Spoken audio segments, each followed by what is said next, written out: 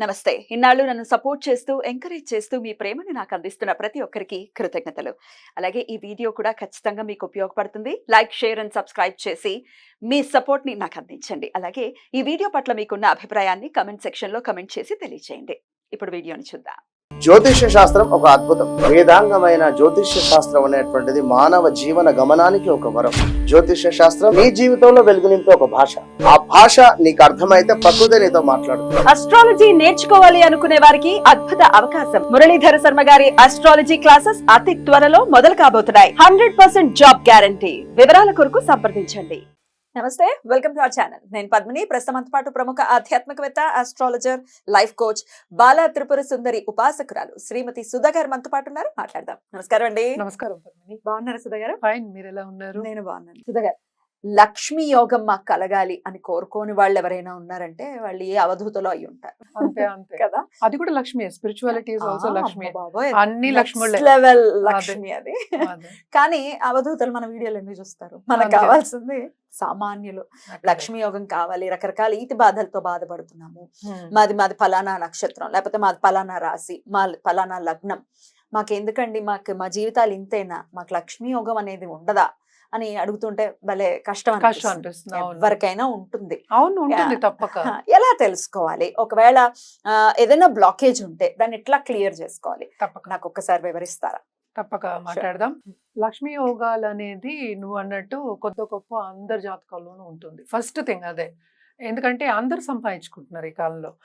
అదేంటంటే ఎత్తు తగ్గులు, ఎంత ఎంత ఉంది ఎంత లేదు పర్సంటేజ్ అనుకుందాము, ఎంత మోతాదులో ఉంది అనుకుంటాం. అంటే ఏంటంటే ఎంత బలంగా ఉంది అనుకోవడం అనేది చూసుకోవాలి.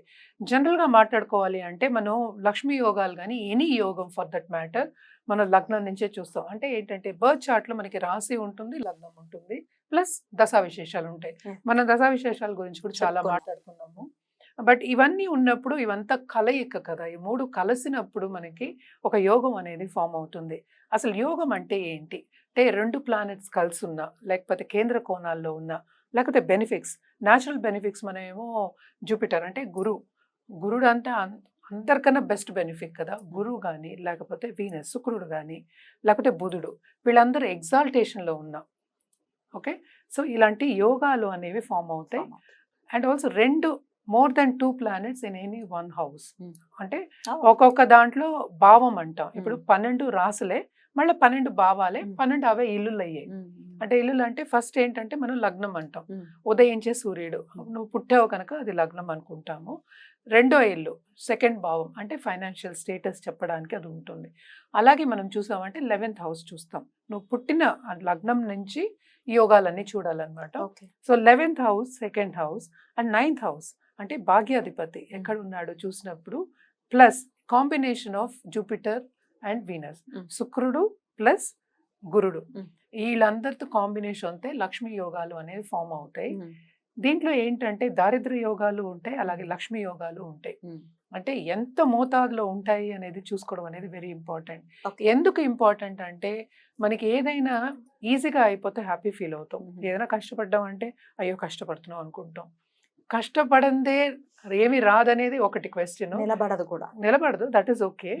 బట్ కష్టపడినా రాకపోతే అది బాధాకరం. సో ఇన్ని పొజిషన్స్ ఉంటాయి దాంట్లో. కొంతమంది ఏంటంటే పుట్టినప్పుడే వాళ్ళు సంపదతో పుడతారు. గోల్డెన్ స్పూన్ తో, silver spoon, golden spoon, platinum spoon ఇప్పుడు.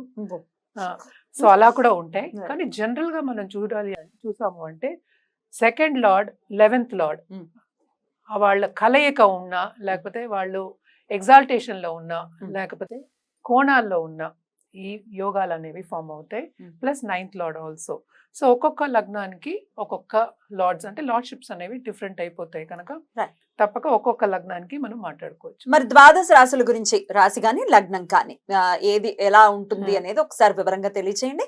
ఇప్పుడు మేషరాశి గురించి కానీ, లేకపోతే మేష లగ్నం గురించి కానీ మీరు చెప్తున్నప్పుడు, ఒకవేళ వాళ్ళకి ఇలా లక్ష్మీ యోగం ఫామ్ అవుతుంది, ఒకవేళ ఫామ్ కాకపోతే ఎట్లాంటి పరిహారాలు చేసుకోవచ్చు? పరిహారం మాట్లాడుకుందాం, వివరంగా మనం మాట్లాడుకుందాం. మరి మొదలు పెడతారా?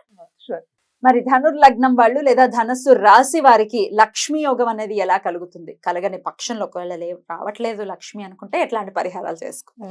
ఓకే, ధను లగ్నం వాళ్ళకి లగ్నాధిపతి మనకి గురువు అయ్యారు. సో గురు టచ్ ఆల్రెడీ వచ్చేసింది మనకి. అలాగే మనం చూసామంటే సెకండ్ లార్డ్ మనకేమో శని అయ్యారు. శని ఎక్కడ ఎగ్జాల్టేషను? తులాలో. అబ్బా 11th లో. సో అదొక్కటి చాలు. ఆ. అపర కుబేరులు అవ్వడానికి అదొక్కటి చాలు. ఒకే ఒక కండిషన్ అంతే. అంటే దానికి మళ్ళా మనం ఏంటంటే జాగ్రత్త చెప్పడం ఏంటి, దశ రావాలి. అంటే ఎయిదర్ జూపిటర్ దశ, గురు మహాదశ, లేకపోతే శని మహాదశ వచ్చిందంటే ఇంకా చాలా బాగుంటుంది. పట్టుకోలేము అసలు. మనం ఇప్పుడు చూస్తున్నాం కూడా పెద్ద పెద్ద కంపెనీస్, యుఎస్ లో ఉన్న కంపెనీస్ కి, $1 బిలియన్ కంపెనీస్ కి అధిపతులు అవ్వడం కానీ, లేకపోతే శని ఎలాగైనా శ్రమ చేయాలి అంటే ఆయనకు అదే ఇష్టం.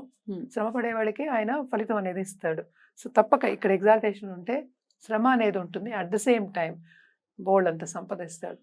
శని ఇచ్చినంత ఎవరు ఇవ్వరు. అంటే ఏంటి, చాలా చాలా ఇంపార్టెంట్ గ్రహం అన్నమాట. ఆయనే సెకండ్ లార్డ్ అయ్యాడు, ఆయన ఎగ్జాల్టేషన్ లో ఉన్నాడు అంటే ఇంకేం కావాలి, అలా ఏమీ అవసరం లేదు. అలాగే మనం చూసామంటే 9th lord Ravi. Ravi own house లో ఉండడం అండ్ ఆల్సో జూపిటర్ తో టచ్ ఉండడం. అంటే లగ్నాధిపతి స్ట్రాంగ్ ఉంటేనే అవి జరుగుతాయి ఇవన్నీ.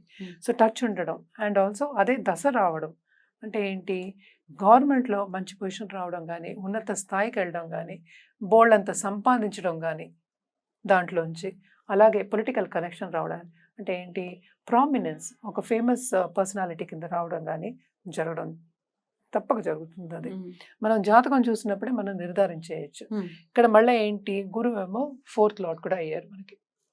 ఓకే, సో 11th లార్డ్ మళ్ళీ ఏమో మనకి వీనస్ టచ్ ఇందాకనే చెప్పు. సో గురు మళ్ళీ sun and also Shani also second lord మనకి ఇక్కడే కదా, శుక్రుడితో కనెక్షన్ వచ్చిందంటే, సన్తో కనెక్షన్ వచ్చిందంటే ఇంకేం కావాలి, అసలు అంతులేని సంపద వస్తుంది అనమాట. మోస్ట్ ఇంపార్టెంట్ ఇదన్నిటికీ మనం చెప్పేది ఏంటి, ఎప్పటికైనా ఆ దశా విశేషాలు రావాలి అని చెప్తూ ఉంటాం. ఎవరికైనా సరే, ఏ లగ్నంకైనా సరే మనకి సెకండ్ లార్డ్ దశ వచ్చినప్పుడు, సెకండ్ లార్డ్ మంచి పొజిషన్లో ఉన్నప్పుడు తప్పక వాళ్ళ పోళ్ళంత సంపాదన ఉంటుంది వాళ్ళకి అని చెప్పచ్చు. అలా కొంచెం ఏజ్ వచ్చారు, ఏజ్ పీపుల్, వాళ్ళకేమో రిటైర్ అయిపోయారంటే వాళ్ళ పిల్లలు సంపాదించి పెట్టడం కానీ, వేరే వాళ్ళు పెట్టడం కానీ జరుగుతుందన్నమాట. తప్పక ఈ రిజల్ట్ అనేది మాత్రం తప్పక వస్తుంది వాళ్ళకి అని చెప్పాలి.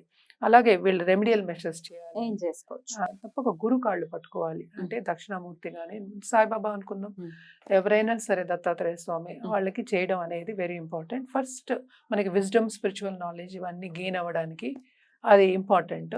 తర్వాత శనికాళ్ళు, శనికాళ్ళు పట్టుకోవాలి అంటే ఎవ్రీ మండే సోమవారం అంటున్నా, సోమవారం తప్పక మనం రుద్రాభిషేకం చేయించుకోవడం, కంటిన్యూస్గా చేయించుకోవడం మంచిదన్నమాట. అండ్ ఆల్సో ఎందుకు అది చెప్తాము అంటే, బికాస్ శని ప్రీతి పొందడం అనేది కొంచెం కష్టం. అందుకోసమని తప్పక దేవతకి చేయడం అనేది మోస్ట్ ఇంపార్టెంట్, శివుడికి చేయడం అనేది వెరీ వెరీ ఇంపార్టెంట్ అనమాట. అందుకని మిగతా అని చేయకూడదని ఎవరు అనట్లేదు, తప్పక చేయొచ్చు.